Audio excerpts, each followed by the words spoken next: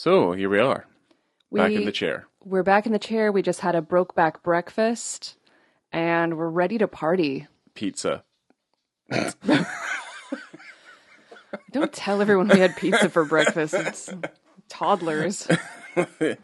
I mean, I'm a toddler. I know.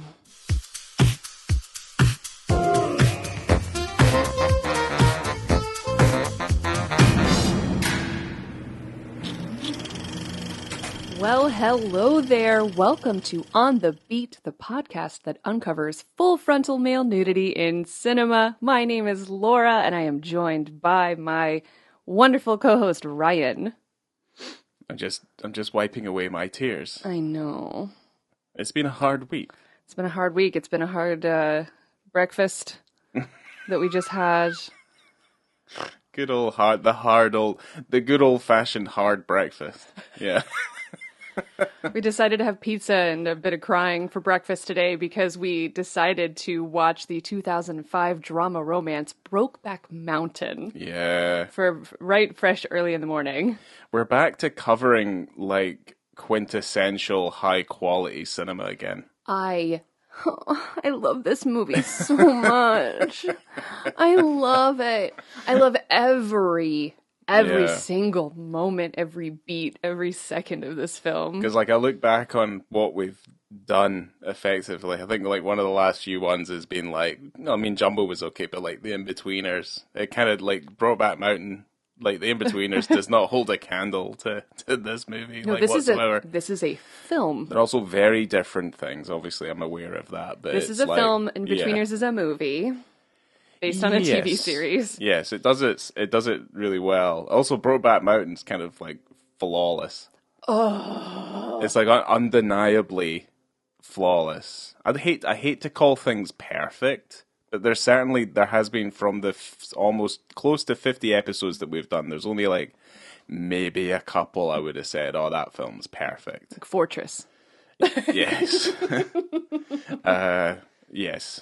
Yeah, none of them were directed by Jane Campion. Just going to put that out there. So yeah, that's true. Speaking of what they deemed this movie as a gay cowboy movie, she followed in the footsteps of Ang Lee. Yeah. Well, yeah, because she did Power of the Dog, right? Indeed. And that was kind of like a closeted, kind of homosexual cowboy drama. Fiesta. I always remember like when she was going on about that, like it was like this original thing that she'd come out with, and it's like, well, there's fucking BROKEBACK MOUNTAin. Well, also there's the same arguments were made back then that were made when her, far less endearing take on the idea was released. Also, there's just people who are gay and they exist in the world and have always existed in the world. Yes. And yeah, you can make films about them and it doesn't have to be groundbreaking. It doesn't have to be a big deal. No, you don't have to make a gigantic fuss about it. You can just make a good film like BROKEBACK MOUNTAin. Yeah. About love. About love. Pure love. I remember BROKEBACK causing quite a stir when it came out in 2005. Of course. Well, you have two of these, I don't know, you've got Heath Ledger, Jake Gyllenhaal, Michelle Williams, Anne Hathaway. Like, I mean, there's tons of people in this film. The fucking cast list is crazy. Like, Kate Mara's in it, Rooney Mara's sister. David Harbour. Anna Faris. Just Randy Quaid. Yeah, obviously, fucking Randy Quaid. Yeah, he's only in it for so long, thankfully. But he's actually, to be fair, he is actually pretty good in the movie. I'm not going to lie. Well, yeah, because he's a man you love to hate. Yes, he's got that face. He's got that quintessential Randy Quaid face. And I also kind of said it, there's that scene, obviously, where they're having dinner and then there's the argument, where I'm like, Anne Hathaway and Jake Gyllenhaal's obviously on-screen son looks like a miniature Randy Quaid as well. The same rotund face. Let's put it that way. We wish Randy Quaid all the best in his recovery. So okay, I'd have nothing to say about Randy Quaid. No, a lot of people have very kind words to say about Randy Quaid these days. But anyway, is he alive still? Oh fuck yeah! Okay, he's. I haven't checked in on him in a while. He's very present on social media with some of his views. When you say So- someone is very present on social media, just you know it's going to be bad. Well, I usually that phrase is followed by James Woods, so that's just kind of how it is. Oh boy. We live in very, very funny times, and luckily, you know, we don't have much longer to live. To really have to deal with it much longer. We're not here for a long time. We're here for a good time. We are. That's why we're covering things like BROKEBACK Mountain. So I guess let's get into, because we could talk at length about BROKEBAck. We're going to get to BROKEBAck. We're gonna talk about. We're going to talk about it. This episode is about BROKEBAck Mountain. We're going to talk about BROKEBAck Mountain, we're going to talk about Ang Lee. Now, we're doing an Ang Lee triple, kind of very similar to what we did with Steve McQueen And Schrader. Schrader. I guess Steve had 3, but Schrader had more. Several. Yes, Schrader had a collection more. But Ang Lee, there's a large amount of films that he's made. He's been very active since 1991. We're only covering, obviously, 3 films that pertain to, obviously, our interest. And I was like, well, what are we going to call this Ang Lee triple? Do you have any ideas, Laura? I don't. I was trying to, it was the Schrader-thon, and then we had, what was McQueen? McQueeners. Okay, and then I was just... Which was very clever. Love. But that was one that we came up with on the spot when we were recording Hunger, I think. Yeah, and I was having a hard time figuring out, how do you do Ang Lee, and yes. And then you have any ideas? So... I had 2. One of them's really bad. It just plays on the Schrader-thon idea, which was Leathon. Yeah, I know. I was even looking up synonyms for marathon. That's how fucking bad it was. I couldn't think of anything. Yeah, and then I came up with this other one called Lee-gacy. Ang Lee-gacy? I don't hate it. I don't hate that. Yeah, I was... It's bad. Yeah, it's really bad. It's kind actually of upsetting bad, but I like it. Yeah. I wrote it down, but it's awful. You look at it and you're just embarrassed. Oh, I hate myself. It's terrible. But I think maybe we'll stick with it for just now, because I think it has a certain charm. So I think I thought you had another one. You're not... No, I only had 2. Okay. That was it, yeah. One was a play on something they've already done, and one is quintessentially just terrible. It's making me feel icky. Okay. But let's talk about Ang Lee. We're only going to talk about Ang Lee once. The other episodes will just be getting straight into the meat of the films. We'll just pretend like he doesn't exist for the next couple of films. Yeah, I really like Ang Lee's stuff. I've always liked it. Yes. It's just really solid emotional filmmaking. I think you know what you're getting yourself in for when you watch an Ang Lee movie. And I'll go through his filmography, because not all of them are bangers. Let's just kind of put it that way. Quite a few of them. I think we're going to cover at least one of them that's not very good. Yeah. So Ang Lee, he's a Taiwanese filmmaker. He's been lauded, he's been awarded, he's been critically appreciated, and certainly BROKEBACK is one of those movies. And certainly when I start, obviously, listing them off, you'll be like, oh, fuck yeah, I remember that one. So this is per Wikipedia, kind of in description of his work. So Lee's work is known for its emotional charge and exploration of repressed hidden emotions, and I think that's very important. There seems to be a real kind of... He delves into stories that kind of revolve around elements of secrecy and underlying passions and emotions that are kind of brimming under the surface. Very and obviously, sexy stuff. Yes. So I guess obviously in BROKEBACK's case, that is very apparent. But I also bring up his movie, The Wedding Banquet, that was made in 1993, which is also kind of very similar, where it's about a gay man who marries a woman to obviously placate his parents. And there's a lot of other kind of elements in that movie, in regards to obviously the individual people and obviously Asian culture and their backgrounds, all that sort of stuff.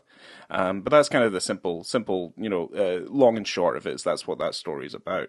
Very similar in tone because it's a romantic comedy. Because obviously, gay men repressing their feelings is hilarious. But obviously, in the case of Brokeback's obviously tonally much more of a drama. Yes. So the wedding banquet is part of his Father Knows Best trilogy. Whoa, okay. I don't know why it's called that. I'm assuming. What are the other films then? So his debut. I'm assuming it's his debut. I'm assuming he's had a start because I didn't delve too kind of far into like early kind of Ang Lee. But his first directorial is a film called Pushing Hands in 91, Wedding Banquet is in 93, and then there was another movie that we kind of checked out ourselves, which was Eat, Drink, Man, Woman, which was in 94, and that's what makes up that trilogy. Okay. Now, this is all pre coming to the United States. These are films he made in Taiwan. So, effectively, his American breakthrough starts with Sense and Sensibility. Oh, yes! In 1995. This guy's effectively making a film year after year after year, at least like kind of like between 1 and 2 years, effectively. But Sense and Sensibility is, I think, something that everyone would remember. It's a fantastic film. Yes. A Jane Austen classic. Yes. Ooh, I love that movie. Yeah, that is a really solid, probably one of the best adaptions of that book that exists. He went on to make The Ice Storm, that's a Sigourney Weaver movie, in 1997. Elijah Wood film. All I can say about that is Key Party. Also, Ride with the Devil, that came out in 1999. Tobey Maguire. Yes. And then after that, a very, very famous movie, and I think it's polarizing in a couple of ways, but I think it's also very important, is Crouching Tiger, Hidden Dragon, in 2000. I remember seeing that movie in the cinema. You want to hear something really horrible about me? Well, actually, you say it like that. Like, does it involve genocide?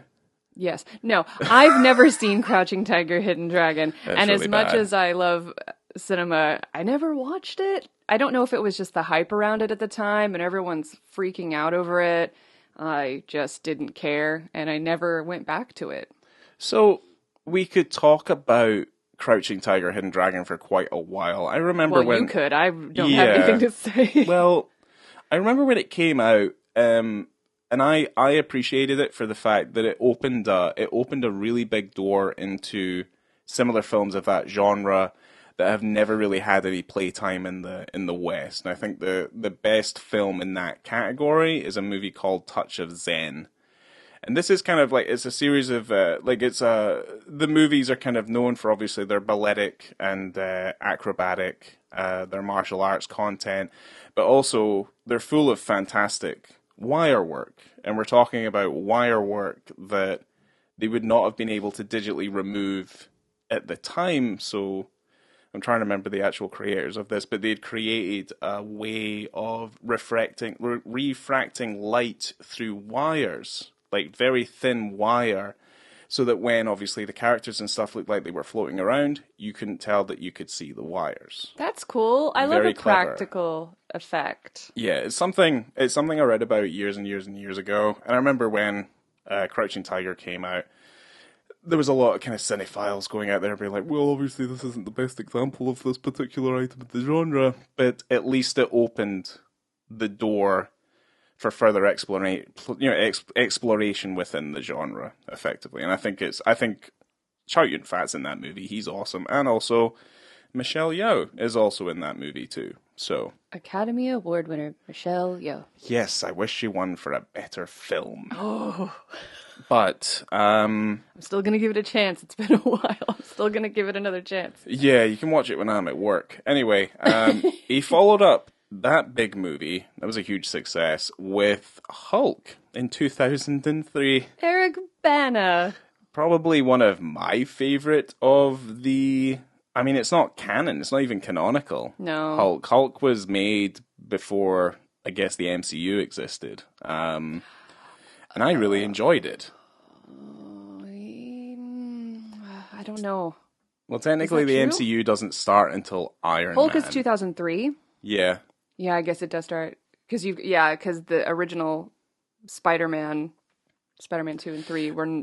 Yes. Well, They're this not is part of back. that. Yeah, this is back in the day when the Danny Elfman was doing all the themes for the Marvel movies. Oh, the good old days. And the Hulk soundtrack is easily, like, I think in like my top 5 soundtracks to any movie ever. Ooh. I love that score that he did for that movie. But it's also very silly. It's also very, very silly. But also it gave birth to maybe my favorite behind the scenes featurette in any medium ever is Ang Lee doing all the motion capture for the Hulk. Yeah, you told me that, and I did not know that Ang Lee was the Hulk. He is the Hulk. Because it's nowadays you have the actor, if it's Mark Ruffalo or, oh my god, Eric Bana? no, Edward Norton? yeah, Jesus Christ, I'm broken. The I'm one that we BROKEBAck forgot. Mountain this morning. Yeah, we all got broke. But they would typically do the mocap, and be the face as well. So Yeah, this is or- just where. Yeah. I don't know if Ang Lee just got Well, that tired of becomes- Eric Bana and didn't want him to do it, and he thought he could do a better job. Or I would also- if he just said, "I'm going to do it." Well, no, I think when you start using the stars for mocap, other than depicting their faces, I think it becomes a very expensive endeavor. So you're not bringing the actor in to do the mocap; you're getting a mocap actor. But I think what happened here in this instance was Ang Lee just wasn't 100% happy with what the mocap performers were doing, so he jumped in and just did it himself. Do you know the stupidest mocap choice I've ever seen? Is where you have the actor, Yeah. and then they do the motion capture. Is Benedict Cumberbatch doing the mocap for Smaug in The Hobbit? I don't understand why they needed to do that at all. I think they're just like so horny for motion capture. They're like, well, let's just have him do it. Well, we know why that happened was because of the reaction that Andy Serkis got from doing the Lord of the Rings stuff. But he's a humanoid character. Yes, that's what I mean. Like, so that's it why it makes sense. Because you have facial expressions. Benedict Cumberbatch isn't a fucking dragon. No, he's certainly not reptilian in any way, shape, or form, unless we don't know. But yeah, it was a very that was all. I always felt like that was an odd choice. I mean, but you get the funny videos out of it. At least him crawling around on the floor. Yeah, but that's anyway. Sorry, mocap. Yeah, mocap is a very. I think it's a very interesting process, and I wish. I mean, I think they still do it technically. Just in general, yeah, I think they do. I think it slowed down a little bit more after because Weta was, such a big part of that, and Peter Jackson and that whole Lord of the Rings crew, really kind of put that in the forefront of how they do that. But they still have not. I think there's not been a replication of what they did for Gollum for those movies. I don't think there has been another time where that has been either replicated or improved on. I feel like they hit the pinnacle with that. Yeah, I mean, the first one is the best one. That level of performance. Andy Serkis just kept doing it too because he did it for Planet of the Apes. Didn't he do it wasn't he King Kong too? He was Kong, yeah. He was also Kong. I think that's also where it kind of starts to get a little bit silly, though. Is like that whole thing. Do you need that? Does it add to the performance at all? I don't know. I don't know. I don't know but if it's either just way, one of those flashy things. Anyway, I'm still digressing. Sorry. I think it looks nice in a featurette. I just don't know. Like, I think its application is for. Again, my whole thing about CGI is that it peaked with Jurassic Park.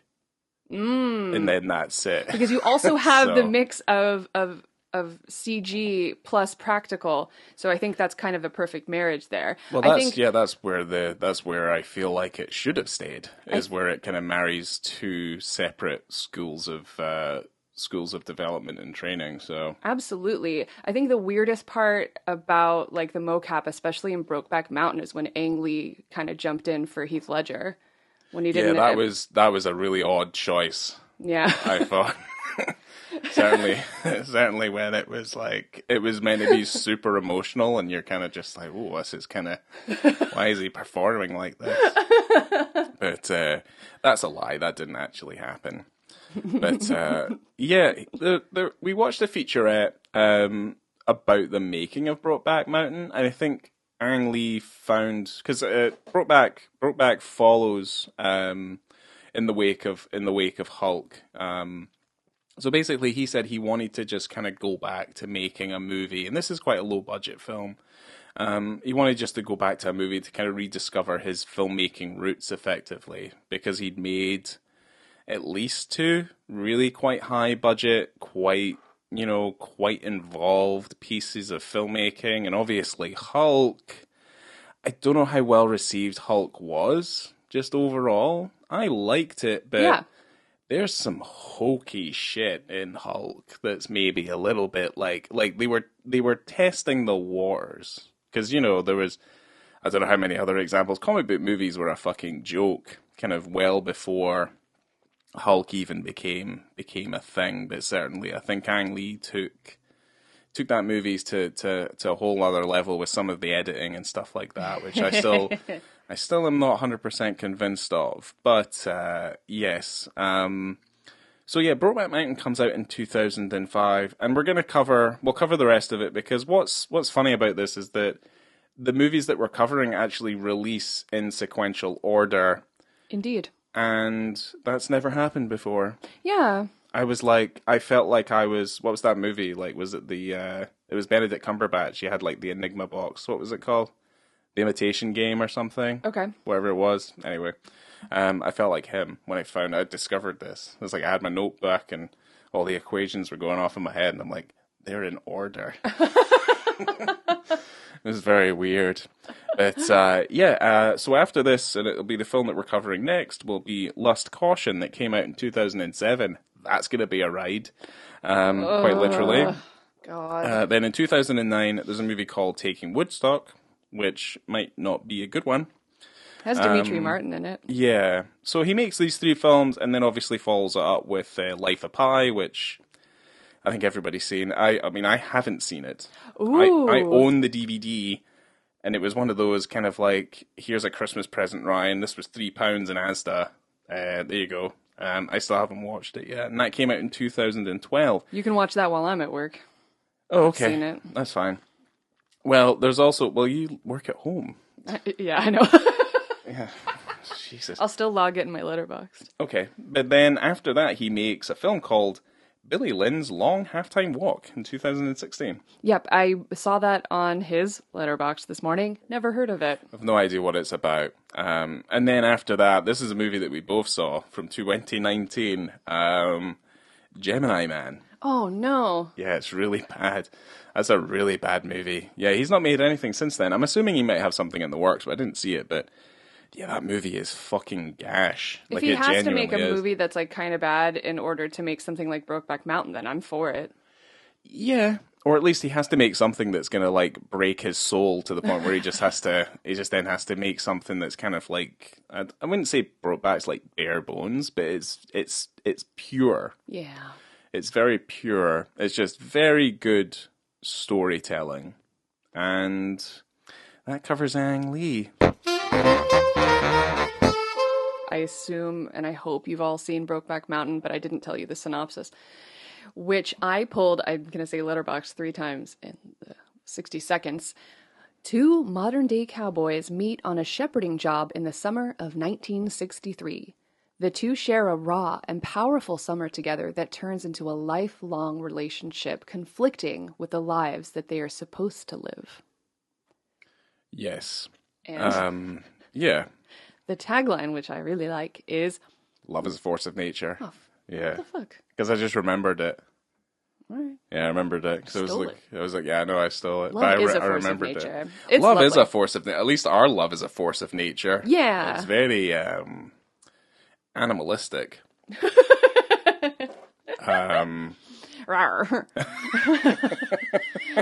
I was doing an impression of the bear from the film.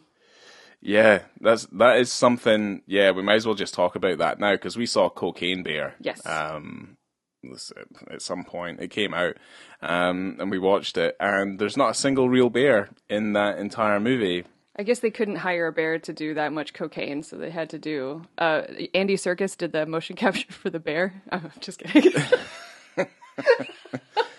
Is that why it felt so? Felt so alive. It felt so alive. Yeah, that movie is gash. Like It's utter fun. gash. It's a fun movie. It's short. Yeah, it is short. Well, here's the thing. I'm currently trying to track where the inclusion of animal performers starts to stop in cinema, pretty much. Because over the last kind of few years, we've seen, one, fake bears, and second of all, we've also seen a lot of fake dogs. Now, remember that Harrison Ford movie that was all on a green screen?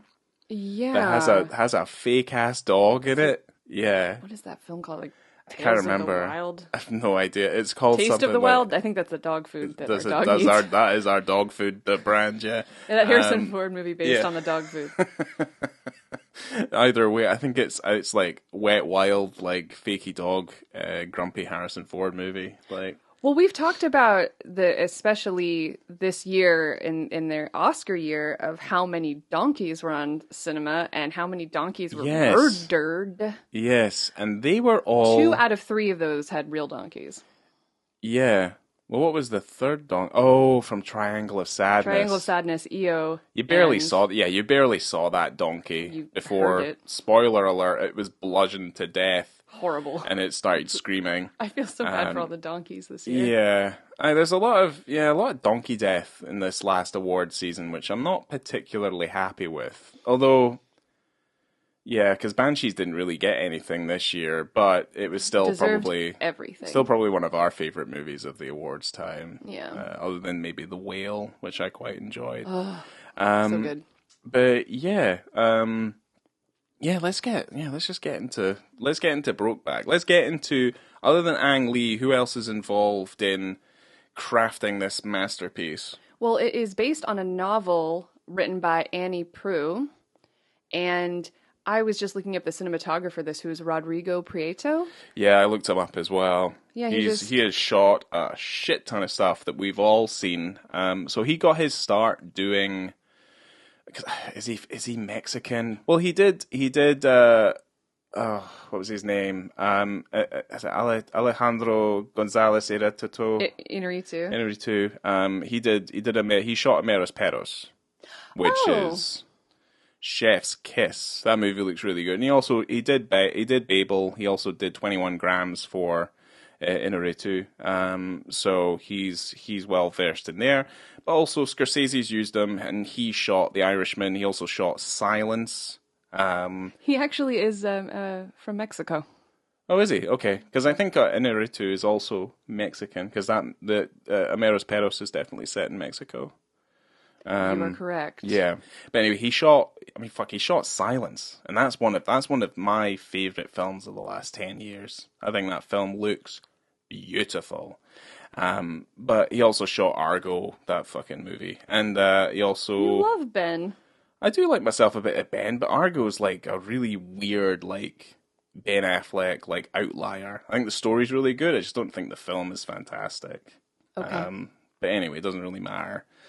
This is not the Benathon, so that's still to come. Yeah. But yeah, I mean, he also shot 8 Mile. He shot that Curtis Hanson Eminem film as well. Well, he just wrapped Killers of the Flower Moon. Yeah. 8 Mile. No. Oh. Well, he did the Killers of the Flower Moon and Barbie. Oh, okay. Yeah. I'm excited about Barbie. In short, I think Brokeback Mountain looks beautiful. Brokeback Mountain is a perfect film. Yeah, it looks really, really, really nice. I saw Brokeback Mountain at the Gateway Theater in Fort Lauderdale when it came out. It was in its limited release, and I think it was like it was either a 1 theater or like a 3 theater cinema, very small. It was really amazing. It was like really amazing time. There was like me and maybe like 6 other people in the theater. Yeah. So wonderful. For as small as this film is, it feels massive. Where is that? It's set in Wyoming. I'm not sure. Okay. where If those landscape, yeah, okay. And then obviously some of the rest of it is also shot in Texas. But yeah, it makes like the cinematography makes this film feel absolutely huge. Certainly with some of the landscapes and what they're able to capture, and it's all live as far as I'm aware. There is no sort of digital reconstruction or anything like that. Like what they're doing is what they're doing. They are herding these sheep over this mountain, and they're camping out and they're doing their thing. They're acting like a couple of cowboys, which is what they are. Well, they're actually just like sheep herders. Yeah. I don't think they're actually cowboys. I mean, that is one of the featurettes on the DVD, is one called On Being a Cowboy. Yeah. So that's fine. Yeah, there's not a single cow in sight, effectively. I don't know if there's a cow in the movie. There might be. But yes, there is. Yeah, there's cows, there's deer, there's coyotes, there's sheep. So I think we've probably mentioned before that we have a dog that reacts to the television, especially animals. Yeah, this one was a nightmare. And he hates nightmare. Horses. So, there's dogs, there's horses. I mean, there's every animal in this film, and it was a nightmare to watch it with him. He's passed out right now from the stress. Yes. Which is nice. It's great. I think it's always nice to have a little nap after a stressful session. I didn't write a lot about the beginning of the film. I was really worried that I wouldn't have anything to say. I think there's but then I ended up writing a bunch later. Yeah, I think there's a concern with our podcast that when we sometimes cover stuff that's also very good, but is also kind of very engaging, we don't have very much other to say, and we don't like kind of explaining the story from start to finish, because it's much better to be experienced than to have it kind of explained to you. Maybe we'll just talk about our favorite parts. I think we'll just talk about it like in brief, and we'll kind of get to obviously I have a lot where of we need extra to be. things to talk about too, like about. I have fun stuff I wrote down. I promise. Yeah, well, I think you were talking about the writer. It's obviously based on a short story. It's co-written by what's her name? I think it's Diane Osana, and also a man called Larry McMurtry, or Murtry. Ooh, okay. Ooh. Wow, he's got there's an extra R in there that I didn't say. Larry McMurtry. And he's known for writing something else called The Last Picture Show, that Peter Bogdanovich movie, which I think is exquisite. I really like that movie. I thought that movie was fine because it's got Jeff Bridges, the youngest Jeff Bridges. It's got a really young Jeff Bridges in it, and it's also got a very young Sybil Shepherd in it as well. Yeah, and she's kind of like at the center of that movie. All I see is Jeff. The story of The Last Picture Show is much bigger than just the film itself. And I think Peter Bogdanovich is, unfortunately, he's passed away. But yeah, he was a phenomenal filmmaker, film critic, personality, actor. So this isn't the Peter Bogdanovich podcast, Ari. I wish it was. I wish it was. Wish it was. Could have been the Bogdanovich This font. is Brokeback Breakfast. And we're going to talk about it. Bogdanovich breakfast. No! I want my eggs over easy, and I want my Peter on my lap. Get Peter out of the bedroom. Get him out of here. Peter with it. It's such a shame that guy's passed away. But anyway, so I think that lends itself to the fact that the dialogue in this movie is phenomenal. I wrote down a lot of lines. Some of the writing is just amazing. And there's some really standout scenes and stuff. Like, there's never a dull moment. If it's a little quiet, it's deliberately quiet, and you're basically being shown a spectacle. And obviously when it gets quite hard and heavy, it's all very deliberate and exacting, and it's all kind of nurtured by quite this exquisite cinematography. So it's a real delight. Just watching their evolution of their relationship between Jack and Ennis is so nice, because it starts out Jack's very personable and fun and bubbly and silly, and Ennis is quite quiet and brooding. Yes, it's very tight-lipped. Mumbling. Yeah. The birth of mumblecore. Yeah, for sure. Yeah, it wasn't. Well, to be fair, mumblecore did start much earlier, but yes, this is very much mumble. Yeah, it's a little mumbly to the point where like we are hard pressed to figure out like what it is sometimes Heath is saying. I thought about putting the subtitles on at one point, but I was just enjoying it too much. I think I like the fact that this is an easy film to kind of get lost in and kind of drawn in by its story. We're still just like gushing over the film. I didn't pick up my phone during this film. This is one of those. You're just loving it. No, oh my God, just no. Getting a boner over this movie. Yeah, they don't make films like this anymore. Really. You say that all the time, but there's still some good films coming out that really make you feel things, which is nice. Yeah, no, actually, yeah, maybe that's a lie. Yeah. I lied there. That's fine. This movie is great, but I don't know where you want to jump to, but there's you get to see their relationship and their friendship evolve. I mean, they're just two men up on a mountain. It's like over 20 years or something that we see their relationship. Even just the first summer. Really, yeah, where they're getting to know each other and kind of breaking down their past and I don't know, just getting to know each other, and that first sex scene really kind of comes in. Oh, jeez, Louise! You know something's going to happen, but when it happens, it is quite a shock. I mean, to be fair, there's a moment where I've seen this movie a few times, but. When you're first watching it, if you've never seen it before, that looks like it could be a full-on rape scene. Yes, it's very kind of aggressive. Yeah, I mean, that it is.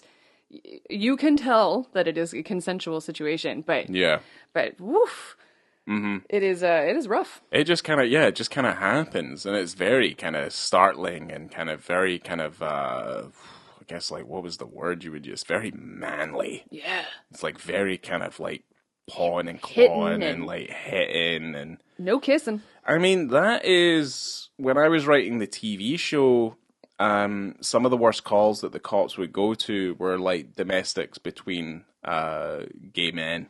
Oh. Because it's just two men just fucking beating the fucking shit out of themselves. And I remember there was one scene that we wrote, and it was like, if anyone's seen it, it's like that. It's like the beginning of that Once Were Warriors movie. It's like, it looks like you've walked into Jeffrey Dahmer's house. Jesus it's like the walls are covered in blood and stuff like that. It's fucking messed up. Okay, we're talking about Brokeback Mountain. I don't want to talk about blood everywhere. Even though there is a scene where they punch each other. I mean, pretty much that scene is just like straight in, no kissing. Just like, that's it. Because they don't start kissing till later. Absolutely. Yeah. And it's very, I kind of was surprised about almost how mature they kind of take on the whole thing. I don't think either of them, they don't feel, they know, they're starting to understand how they feel about each other. And it probably came out of nowhere, especially for Ennis. I think especially for him. Yeah. But they're very mature about it. I think the next day they kind of had to think and go, wow, that was an interesting evening. Yeah. But then their relationship just continues to blossom and their love. Yeah. And I think the thing that kind of traverses the entirety of the film's narrative is the fact that they're both clashing with the fact that just by the virtue of the fact that they are two men who love each other and physically want to enact that love, that is enough that will get them killed in this present era of where they are. They know how dangerous it is. Obviously, Innes has experience from being a child.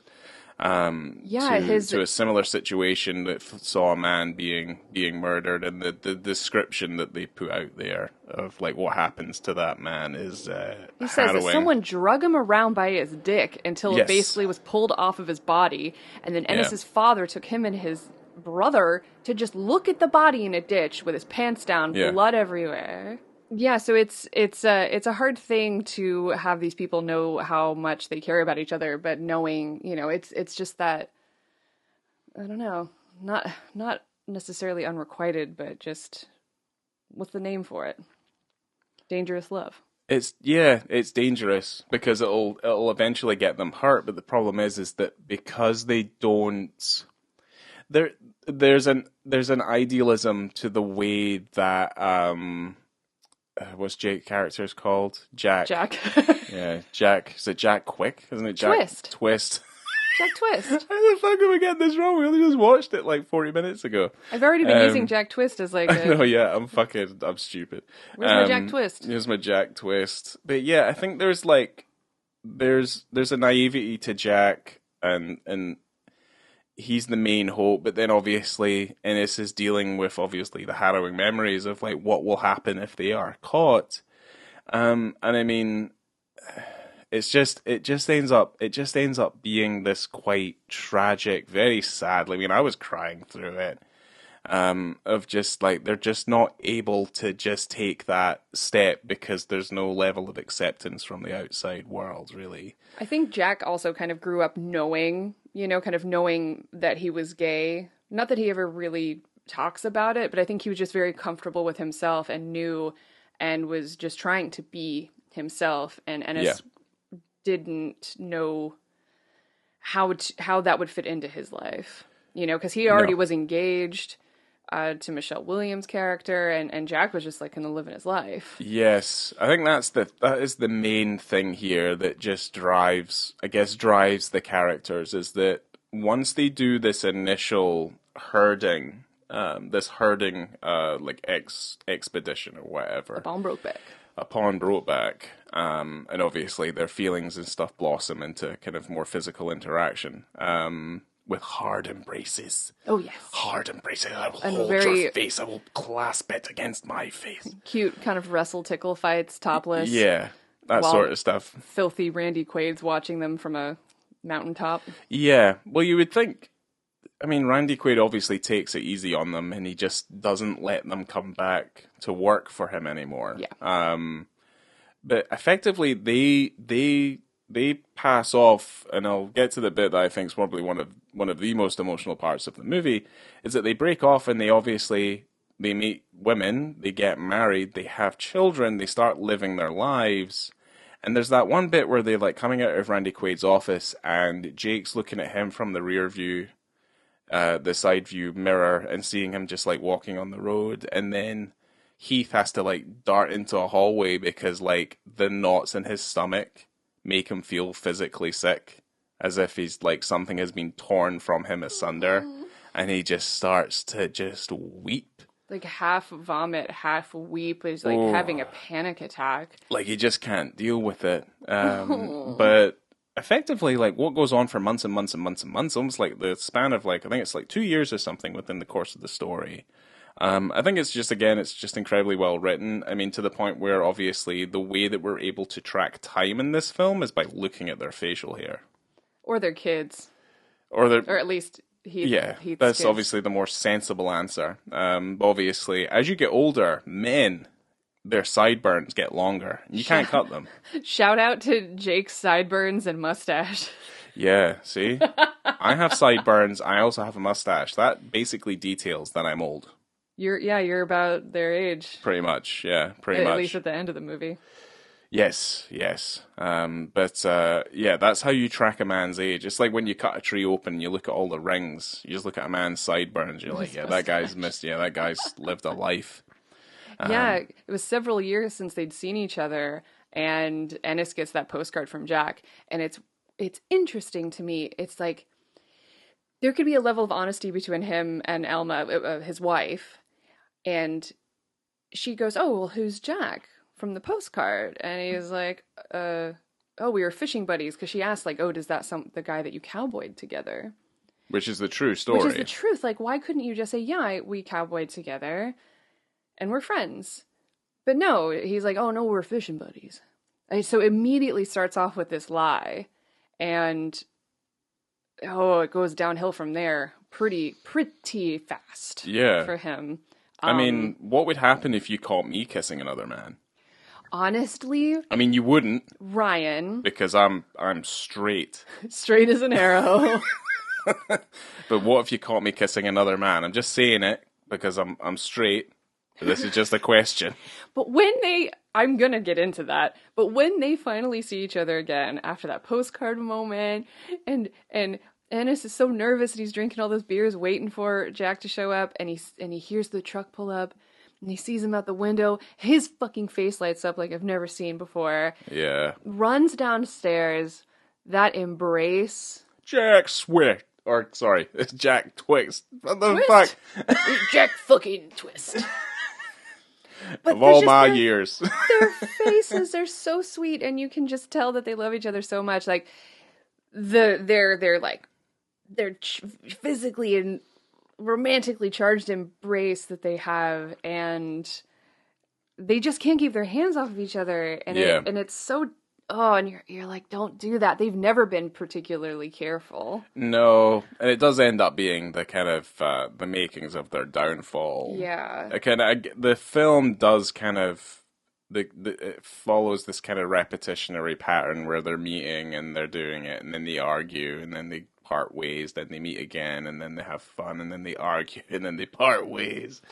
Yeah. Where there's no sense of a solution kind of coming out of their meeting, because obviously the ideal situation would be that they hide themselves away from the world and they're able to kind of have their own lives together. But they've created such a foundation of difficulty with having kids and being married and being in businesses and having families and all this sort of thing, that it makes it effectively impossible. And they are kind of running two separate sort of lives. Like, they're kind of diametrically opposed one way or another. Ennis, obviously Heath's character, is kind of bumming around and kind of doing odd jobs and getting money and stuff where he can. He's like ridiculously poor and he's living in a trailer. And then obviously... They have an apartment in town. Yeah, but then obviously Jack's married off to a quite successful woman who's obviously got a very successful family, and then they have their own business, and they're obviously quite well-to-do, and they're earning money, and they have their own house and things, so... Fancy man. Yeah, so there is that, but again, like, those walks of life doesn't seem to prevent them from just doing the one thing that they know what to do and they want to do, which is obviously to meet up. And I guess, like, with these meetings, this is what kind of gets us into the dick scene. Oh, you skipped over the whole part I want to talk about. I'll talk about the dick scene if you want, but I want to talk about when Elma catches them kissing. Oh, okay. Well, I want to talk about that part because that part made me have goosebumps. I was like physically in pain when that happened, because you have a marriage and they look like they're doing quite well in their relationship.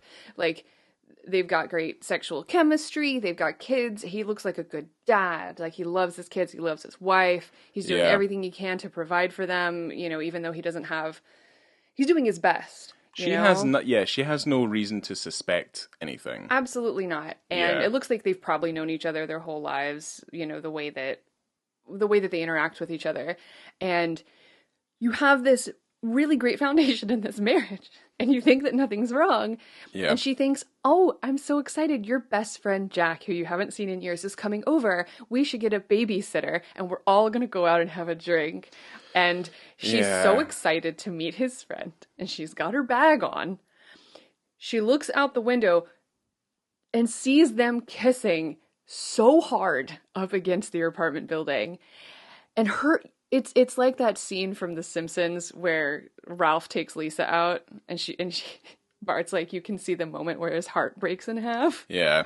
That's what her face looks like when she sees them kissing. I don't know what I would do. You asked me what would I do if I looked out the window and saw you kiss another man. I'd probably vomit, just because my whole world's been shaken. Yeah. You know, where it's like everything you thought you knew and you thought you had your life set up in such a way. And it's false. You know, not to say that his love for her is false, because I don't think that that's true at all. It's just that you're not the love, you know, and it's also just so out with what she ever thought would happen in her life. You begin to see the unraveling of the fact that he's not the man that she thought she married, and that he has obviously a hidden past that she has not been privy to, and that past is now starting to interject its way into their happy life. It's so heartbreaking, but yes, it's we can rough, absolutely talk about the dick scene. One Yes. hour, 6 minutes, and 43 seconds into this film. Yes. So I do also want to preface this with the fact that I do believe that the American release of this film, this scene doesn't exist. Huh. That's I mean, weird. not that it doesn't exist, but Well, I don't. hold on. Not that it's weird. It's like, that's not surprising. Yeah, that's true. It's not Yeah. surprising. But from what I understand, that I don't know if the scene itself was cut out or if it was just maybe blurred in some way, or they did something different to where you don't see a penis in this American release. Right. But in the European and like kind of maybe the worldwide release, other than America, because we're prudes, it exists. Okay. Okay. So yeah, so this is when they finally meet up at, right after Elma sees them kissing. They go on their fishing trip. Mm-hmm. And they get to be themselves and be in love and be happy and be together after all these years of being apart. And they just have a little fun boy time. Yeah, they jump off a cliff into some water. And yeah, I think the way I've written it down here is the camera follows them into the water, but all you can see is it's just only Heath. Yes, and also, that is not Jake Gyllenhaal. Oh, so that's why it's all concealed then. Yeah. That's weird. Yeah, because he's turned away from camera He does to the the point thing where where it his- feels like he's right like, thigh kind of comes up in such a way and his face is turned the opposite way. okay. So you don't see, that's not Jake, that is a stunt person because Jake was too scared to jump off that cliff. Well, what And he about didn't- Heath? Heath did it, though. Heath did it. That's So that's Heath. definitely Heath, right? And Heath is the okay. penis that you see. That Heath is all the real. penis, yeah. He didn't have a problem with that. That's also because he is an Australian man and their culture is different than the... I mean, he's also a man of method as well, or at least he was a man of method. And So- also who, good for him.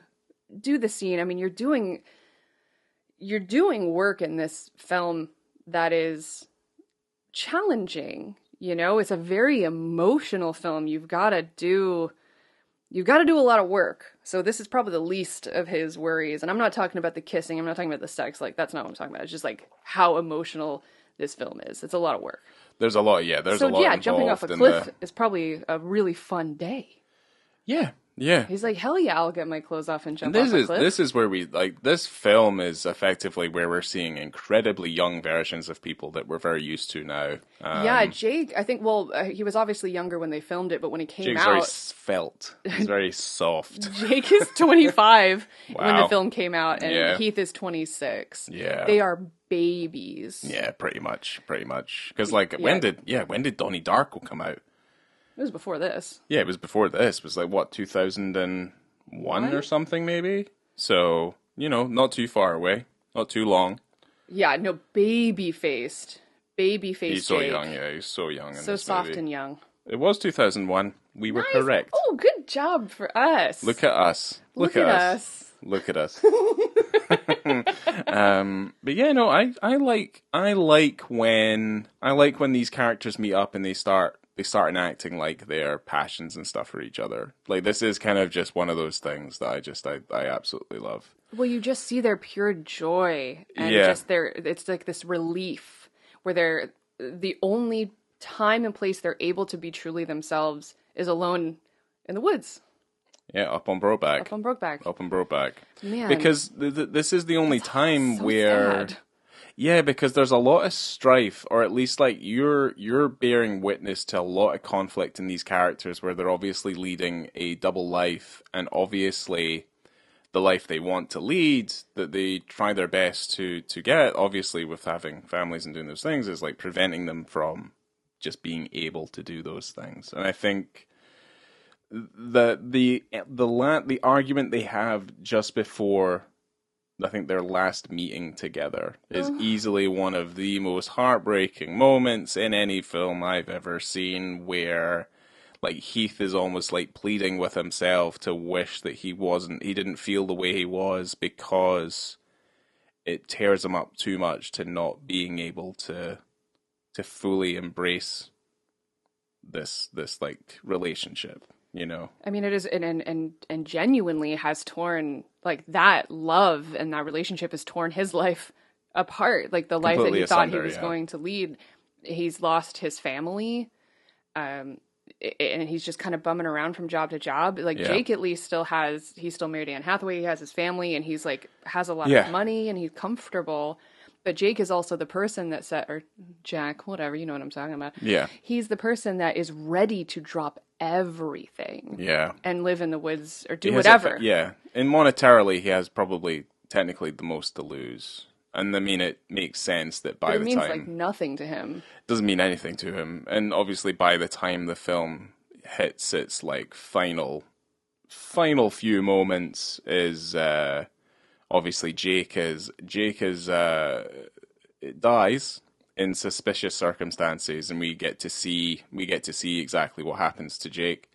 I mean, imagine just sending a postcard to your best friend and lover, and getting it returned with a stamp that just says "deceased" on it. Yeah, in bright red letters. I mean, what a horrible way to find out. Yeah, you know.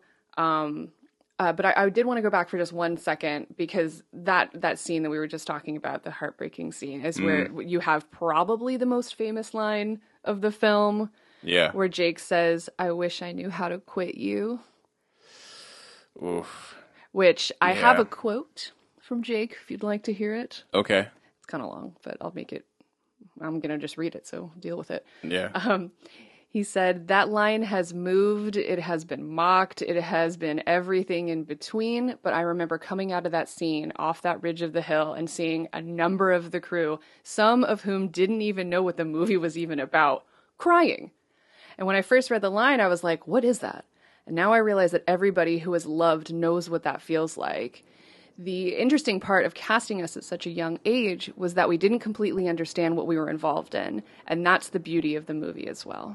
But it's, I mean, gosh, but you're right. Anyway, when that scene happened, that's like one of 3 scenes that make me cry. Yeah, it's a real shame. And certainly because like they come out of having that moment where, you know, it's like make or break. And he's obviously, like, we could have a beautiful life together. Innes is still like wanting to go through the same hurdles and stuff, and just be like, well, you want to meet and do this or do that, and then it's like, well, it's just too late at that point. But they're only in their like late 30s, by the way, so they're pretty young. Yeah, but obviously Anne Hathaway and her family find out about Jack's dalliances with men, and they order him murdered by a You think that's what group happened? of thugs. Yeah, 100%. You think she ordered him to Her death? callousness on the phone is that I think either Jack or someone else found out, because there's the David Harbour character who's also in the movie, who also is exhibiting slight kind of romantic traits, homosexual traits, like sexy vibes, like the way he just looks at him and the way that they talk, and again, he makes this proposition that Jack is very good at keeping secret. You know, like he's not good. Like that man. And that's also the difference between Ennis and Jack, is that Jack, like, he's like, I can't live off of like 2 or 3 fucks up on a mountain a year. Yeah. You know, he's like, I gotta get mine. And Ennis is like blown away by the fact that like this man that he loves that for so many years is like going off to Mexico to like have sex with strangers. And he's like, that's not part of Ennis's life whatsoever. Like he has his kids and his family, and then he has Jack.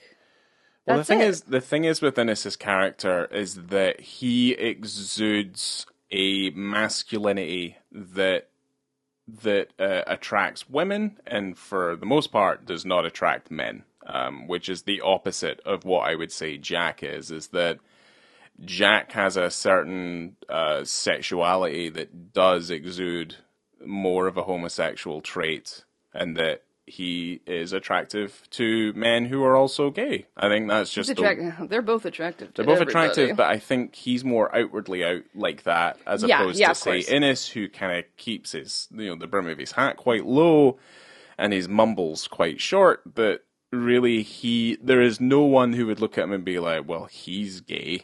There's no person there that would probably think that. Like, that's kind of so far out of the realms of he just has his like love, like that man is the love of his life. Yeah. And that's it. Like, there's nobody else for him. But for me, because of the callousness in the phone call and because of the way that the story is told or the way it is, I still think because of the way that Anne Hathaway delivers that on the phone, she knows about Innes. I think there's a hit ordered. I think it's either her father or someone from the business who's ordered the hit, and they've made up the story about the tire exploding on the side of the road and him drowning in his own blood, all that sort of thing that she says on the phone. I am blown away by this hot take.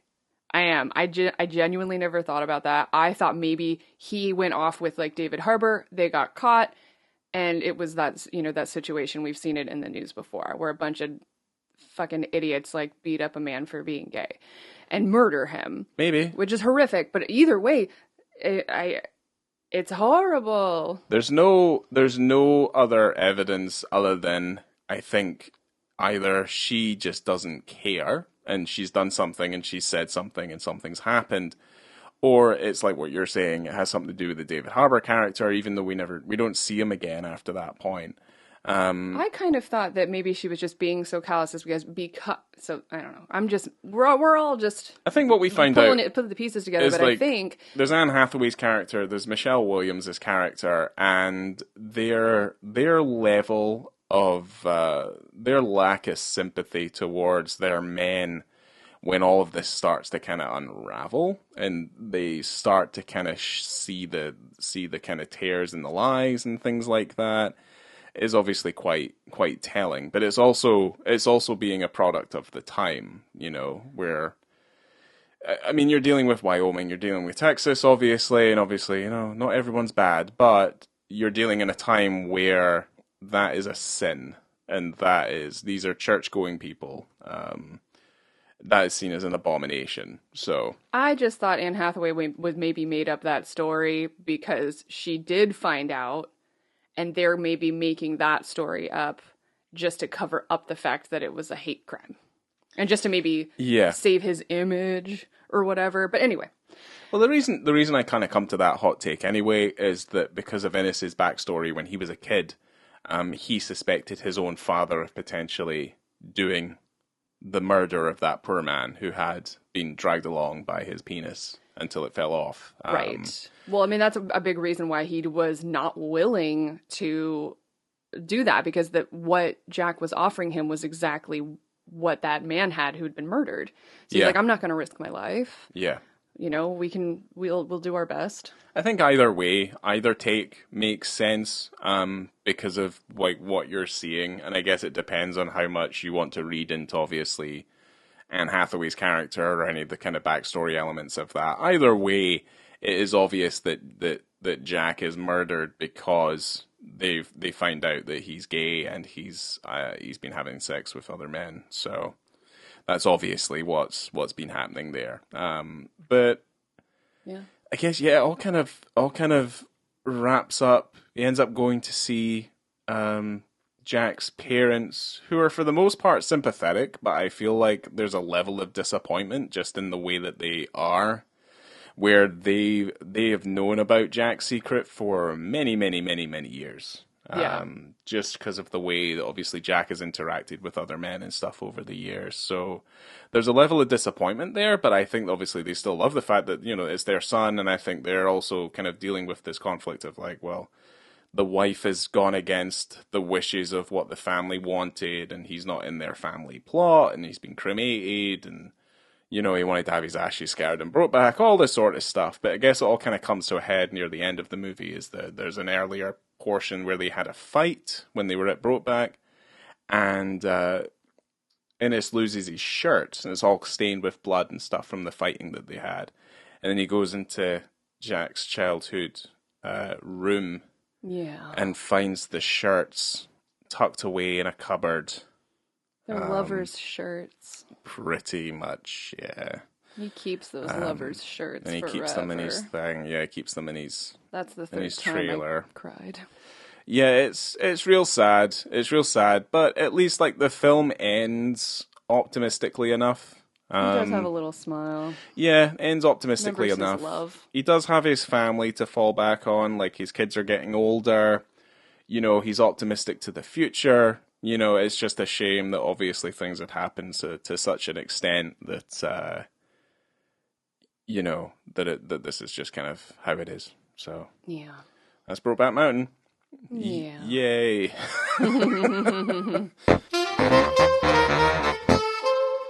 So, at the 78th Academy Awards, this film It's gonna won. piss me off as well. I know. Get Yeah. ready. Well, this film won Best Director, Best Adapted Screenplay, and Best Original Score. Yeah. Which I love this because Gustavo Santo Nice. I'm glad I'm not the only one. shit. Santolaya. I'll get it up and I'll try it myself. But It's yeah, I know what you're Santa going to talk O about. Lala, and I'm Santolaya. Oh, fucking hell, Oh my god, I'm just Santa making it worse. Olala. I'm making it worse. Gustavo, he's the composer, and I'm really sorry. Oh god. The composer of this film, who won the best original score, scored the Last of Us games and the Last of Us TV show.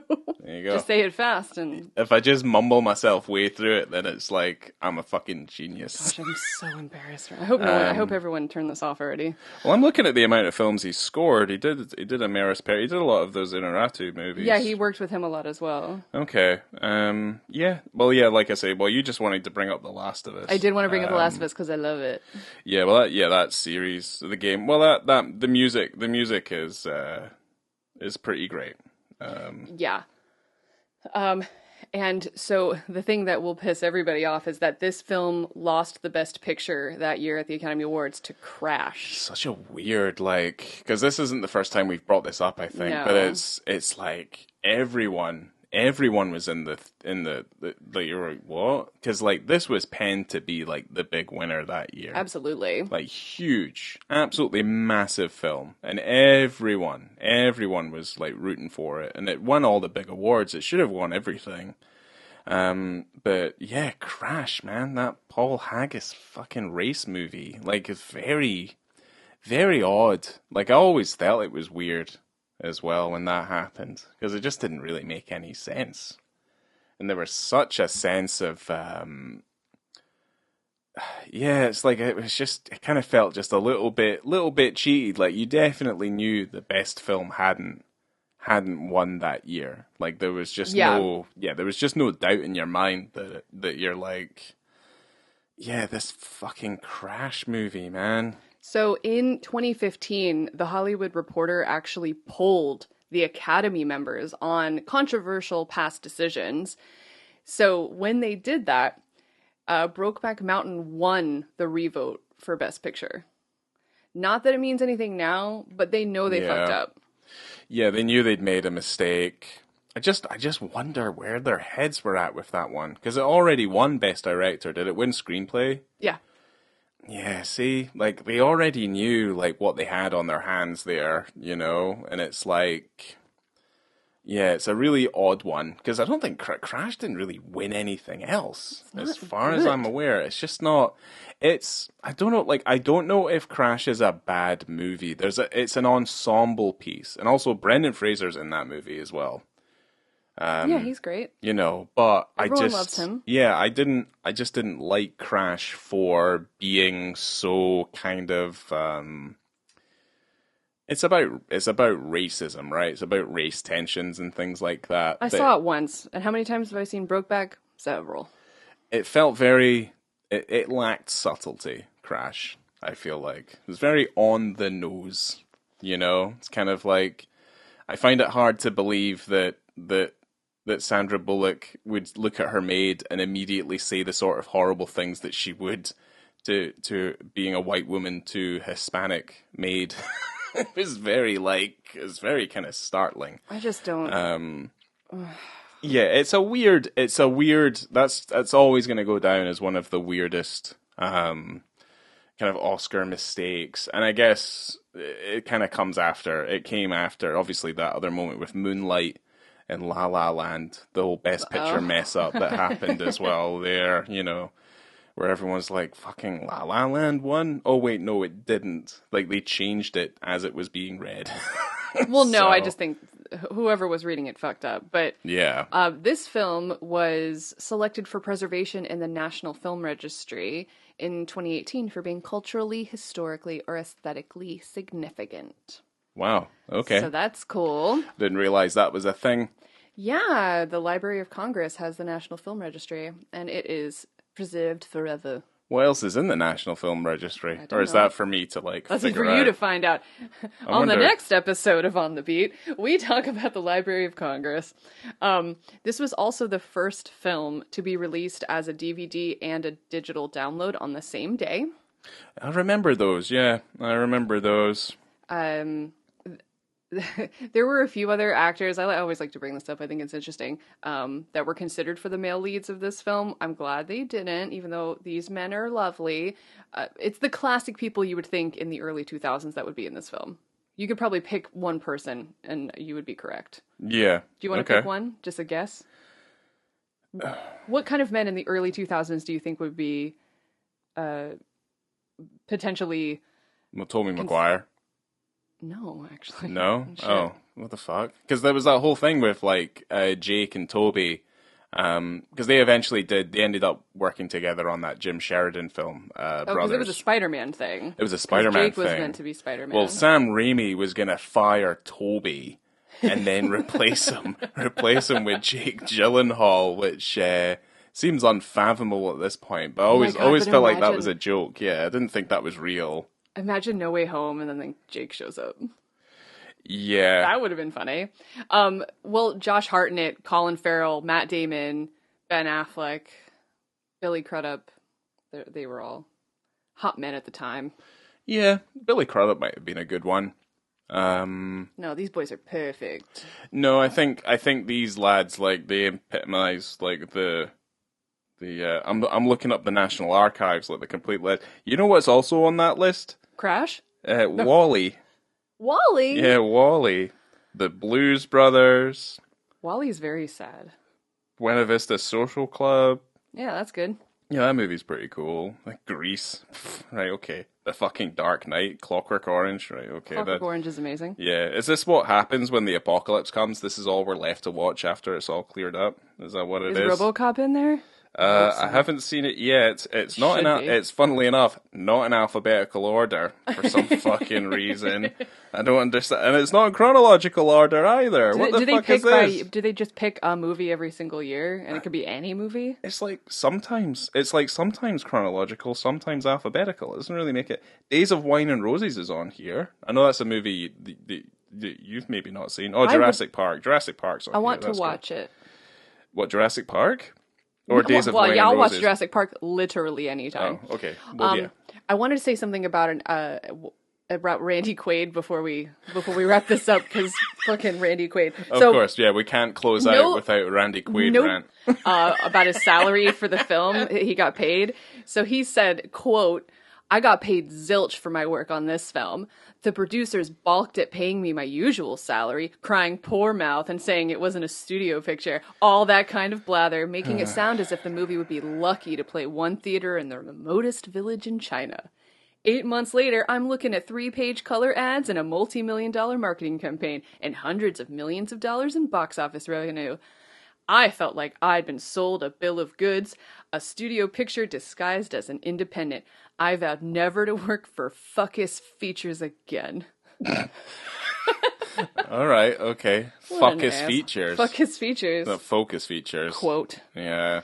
It was a $14 million budget. Yeah, it's quite production small budget. still, yeah. It's Made still quite small. $178 million. Yeah. Of course it did. Of course it fucking did. Do you guys know that I love this film? I love this film.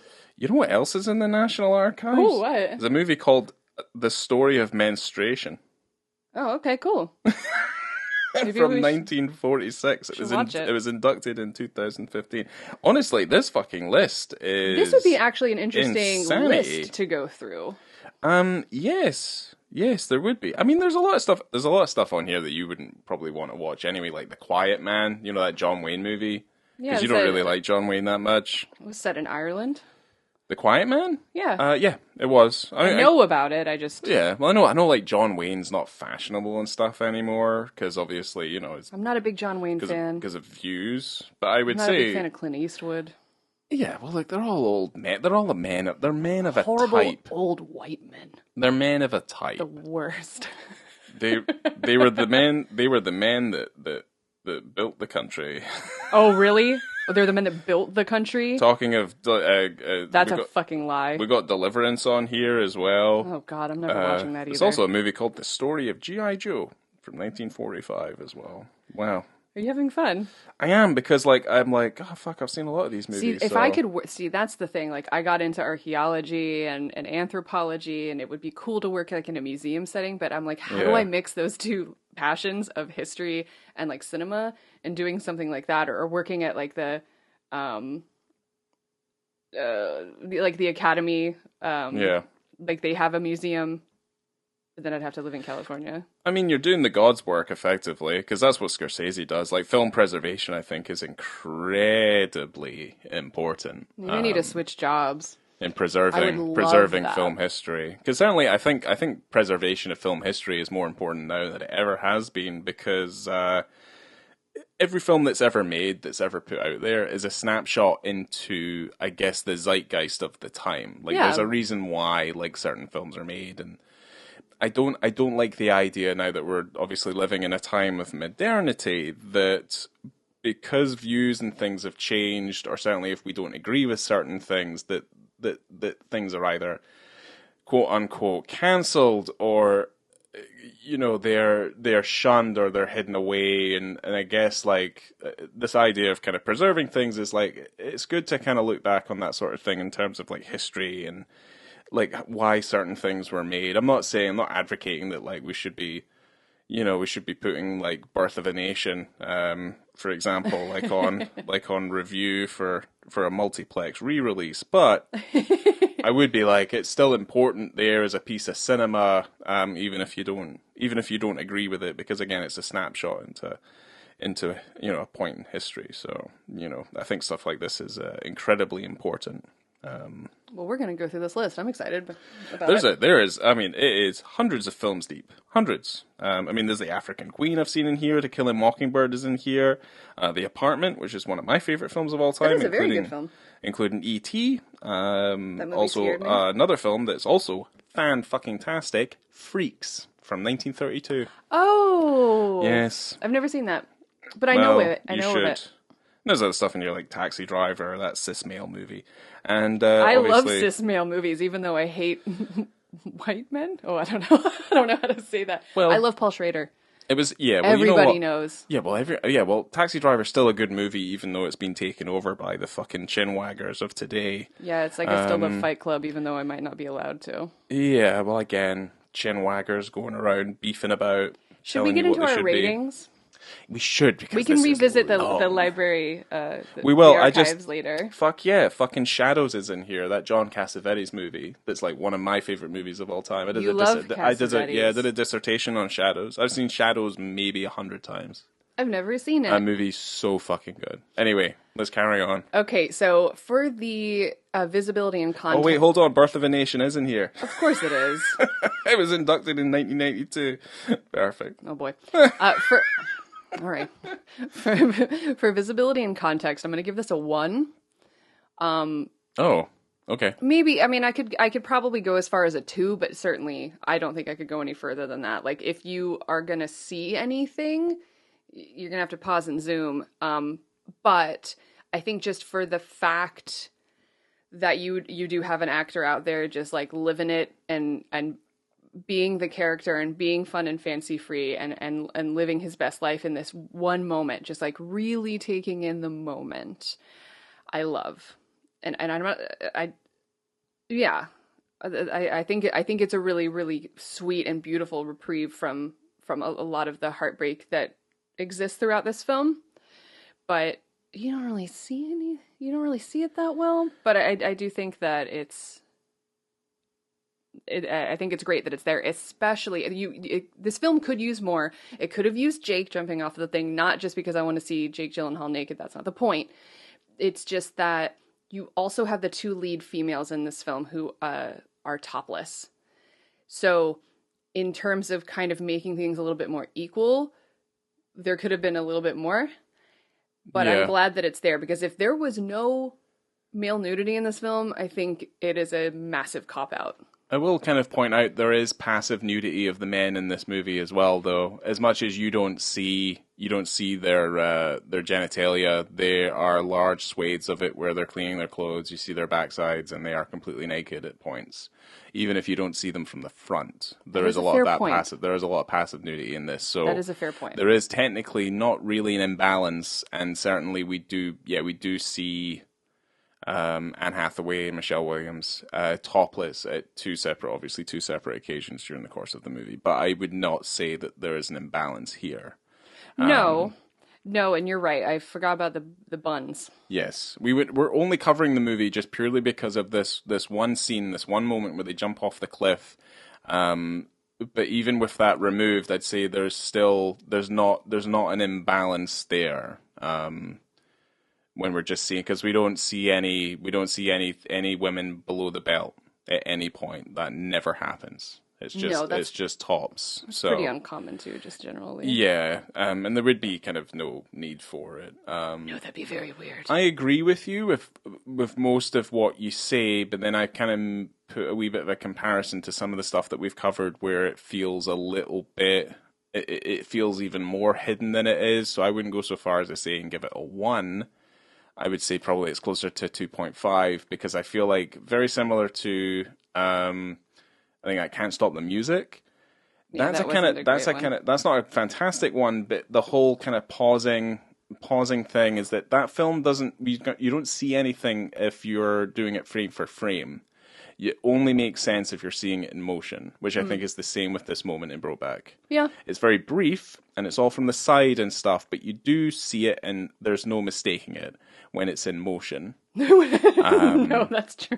So that's kind of what we've found, and I think certain arguments can be made for some of the films that we've covered, what's that name, Blood Rage. Yeah. I think we certain needed a things. Thanksgiving movie, all right. Yeah, we did, but there's an argument to be made there. But anyway, I will agree with you. Yeah, I think regardless, I think there's a. I think this film is in no way. There's no level of exploitation in this movie whatsoever. No, like it's not like that at all. It's incredibly well balanced, and it's a very nurturing. It's well nurtured. I think Ang Lee guides you through this story very well, and it all feels naturalistic. So, I would kind of applaud it for that. But yeah, I think I'd give it more of like a 2.5 in terms of the context and things. I quite like this moment. I like its inclusion. Because of how, fruitless, fancy-free, like this is kind of where they're able to kind of open up and, they're able to kind of be themselves. And I feel like this is a nice expression of that kind of physicality that they have. So yes, I think that's quite nice. But obviously, in context and reference to what we pretend to on this podcast, with it being removed from the movie, say in the US release, I think the film is still very powerful with its exclusion anyway. We just wouldn't cover it on the podcast if it was correct, not in the worldwide release, effectively. But yeah, we can move on to our ratings of the film. I think you already kind of know what our ratings of the film are going to be, though. 5 stars. It's a 5-star movie. It's a 5-star movie. Yeah, it's a 5 stars. Mm-hmm. It joins Ang Lee's Hulk as another 5-star movie. Here's the other one. Here's the other D.W. Griffith movie that's also in there. It's Intolerance. Jesus. Yeah. It's all in here. I don't know why I'm finding them all, but I just am. I got to the end. Oh, Wizard of Oz is at the end. Star Wars. Oh, okay. Star Wars is fine. Yeah. I like a Star War. A good Star War. The Searchers. Nice. Nanook of the North. Fucking Nanook of the North. Okay. Wow. 5 stars. Wow, you guys. It's all downhill from here. I'm just kidding. It's fine. But we get to continue on with the Lee-gacy. With the Lee-gacy. Yeah. What a Lee-gacy he leads. Aang leads. I am excited to go on this Aang Lee journey and you wouldn't like me when I'm Ang Lee. Boom. I'm waiting for that. Come on. And also, I'm also like, I can't take credit for that because I got that from Adam and Joe from their XFM radio show. You wouldn't like me when I'm It's Ang also, Lee. I'm going to preface it as well. It also borders on being a little bit racist. So I don't think that it does, actually. it depends on your way of it, because if you say it quickly, it makes you sound like you're putting on a little bit of an accent, and you're like swapping your R's for your L's, which is against kind of the very But it's his colonial. name. Well, it's like it's almost as bad as fucking Mickey Rooney. You know what I mean? Like it's that sort of bad, and that's a reference I think only a few people would ever really kind of get. Okay. Or like Charlie Chan, like that sort of thing. Like it almost get a little bit racist. But anyway, I think it's funny. If you say it properly, if you say Ang Lee as if it's his name, then I think it's an incredible pun. Great. So, I don't think I can end this any other way than to say coming to you from Brokeback Mountain. Do you have any other place we could be coming to you from? I don't know, from the torn asunder heart of Venice. Yeah. Yeah. Sweet man. It's really sad. In the sad tiny closet of his trailer home. We could have had a cabin. Could have had a cabin. Could have had a cabin. You guys, you gotta enjoy. So fucking love this movie. I've been Laura. Ryan. You're welcome.